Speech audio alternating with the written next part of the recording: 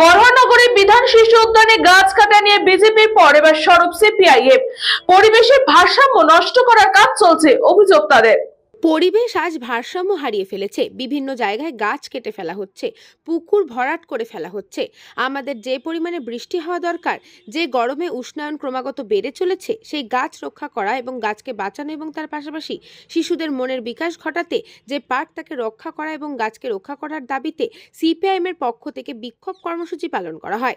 বিধান শিশু উদ্যানের সামনে গত 14 ফেব্রুয়ারি বরানগর পৌরসভা পরিচালিত বিধান শিশু উদ্যান দেশবন্ধু রোডে সেখানে বহুদিনকার পুরনো বড় বড় গাছ কেটে ফেলা হয়। সেই গাছ কেটে ফেলার বিরুদ্ধে পরিবেশ রক্ষা করতে সিপিআইএম বরানগর 1 নম্বর এবং 2 নম্বর এরিয়া কমিটির পক্ষ থেকে কেন্দ্রীয়ভাবে বিধান শিশু উদ্যানের সামনে বিক্ষোভ দেখানো হয়। সেখানে সংক্ষিপ্ত সভা হয় এবং সেখান থেকে মিছিল করে বরানগর পৌরসভার গেটে আসা হয়। সেখানে বিক্ষোভ দেখানো হয়। এরপর বরানগর পৌরসভার ভিতরে মিছিল করে দেশবন্ধু রোড ধরে পৌরসভার পাশের রাস্তা মতিলাল মল্লিক লেন হয়ে নিয়োগীপাড়া রোড হয়ে গোপাললাল ঠাকুর রোডে এসে এই মিছিল শেষ হয়। সেইখানে আবার সংক্ষিপ্ত সভা হয়।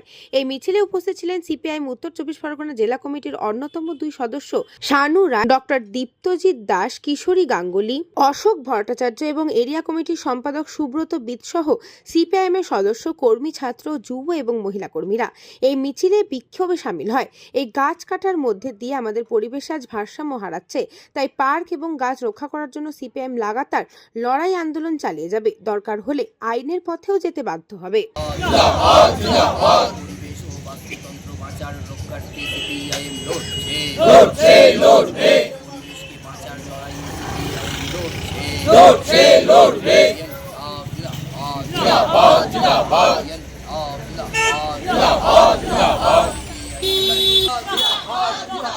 লড়াই চলছে।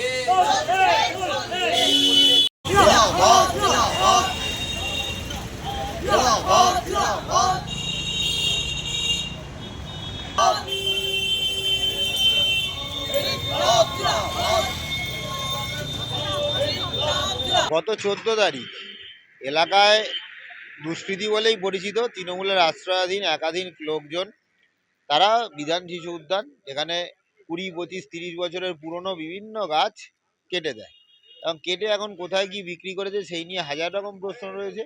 এবং আমাদের এলাকা দীর্ঘদিন ধরে বরানগর বামপন্থীদের স্বপ্ন দিয়ে তৈরি বরানগর, বামপন্থীদের একদা দুর্গ বরানগর, সেখানে একটা শিশুদের উদ্যান যেখানে পার্ক, ছেলেমেয়েরা খেলবে, তার জন্য আশপাশে গাছপালা, এই গাছপালা কেটে ফেলা হবে।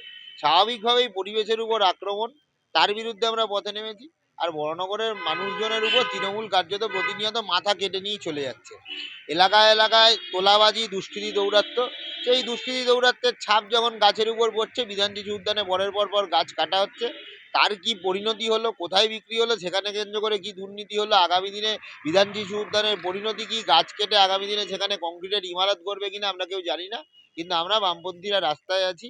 আমাদের অনেক স্বপ্ন দিয়ে, অনেক সাধ্য দিয়ে তৈরি আমাদের এই বিধান শিশু উদ্যান, ছেলে মেয়েদের খেলার জায়গা, বরানগরের পরিবেশের জন্য অত্যন্ত গুরুত্বপূর্ণ।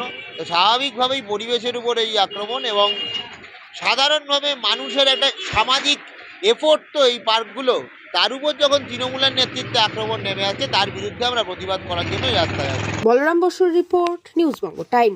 St. Augustine's Day School, Barrackpur. Success for every child. Admission open 2026 to 2027. Contact number 9007934555. আপনার সাধ্যের মধ্যে সোনার গহনা কিনতে বা গড়াতে চাইছেন? তাহলে আর দেরি না করে অতি শীঘ্রই চলে আসুন ইছাপুর আনন্দমঠ স্টেশন রোডের উপরে অবস্থিত JM জুয়েলার্সে। আরও বিশদে জানতে অবশ্যই রাত 8টা 5 মিনিটে আমাদের Facebook page JM jewellers follow করুন।